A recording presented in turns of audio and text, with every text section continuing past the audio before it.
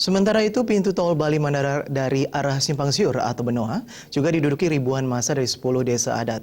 Massa menuntut rencana reklamasi dibatalkan. Pintu tol ini, apa yang Anda rasakan? Satu, dites demi tetes.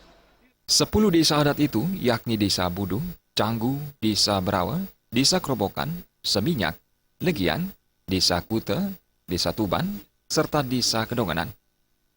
Massa datang membawa atribut yang bertuliskan penolakan terhadap reklamasi Teluk Benoa. Secara bergiliran, bendesa adat dari 10 desa adat tersebut menyampaikan orasinya, yang intinya menyatakan menolak rencana reklamasi Teluk Benoa yang diyakini akan membawa dampak negatif terhadap Bali di kemudian hari.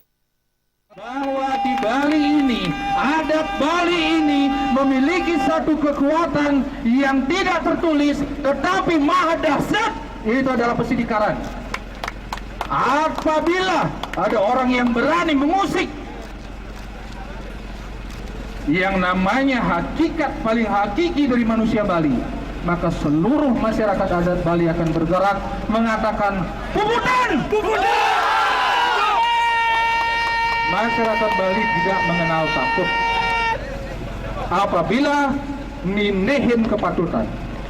Saudara-saudaraku, apa yang kita perjuangkan sekarang adalah memperjuangkan yang namanya kebenaran alami. Dan apa yang mereka lakukan dengan melakukan reklamasi Teluk Benoa menodai, mencederai nilai-nilai agama Hindu. Itu yang menyebabkan kami bergerak.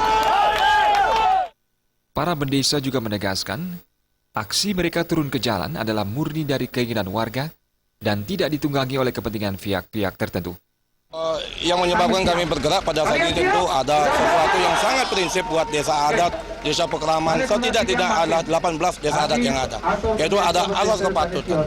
Pada saat mereka memulai sesuatu di tanah ini, harusnya mereka berbicara kepada kita apa yang diinginkan oleh masyarakat adat ini. Kenapa mereka tidak pernah datang, membawa lembaran kosong, menyatakan apa yang akan dibangun di tanah ini. Lalu kenapa pada saat ini mereka membawa setumpuk dokumen yang menyatakan rencana mereka.